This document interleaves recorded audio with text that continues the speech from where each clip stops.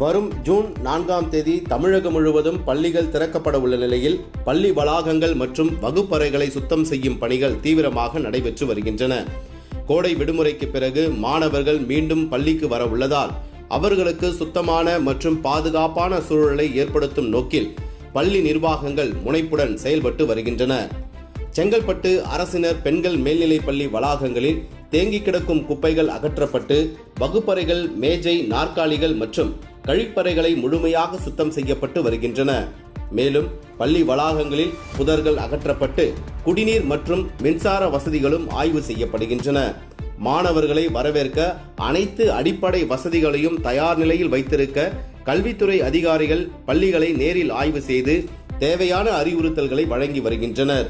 புதிய கல்வியாண்டை உற்சாகத்துடன் தொடங்கும் வகையில் பள்ளிகள் புத்துணர்ச்சியுடன் தயாராகி வருகின்றன.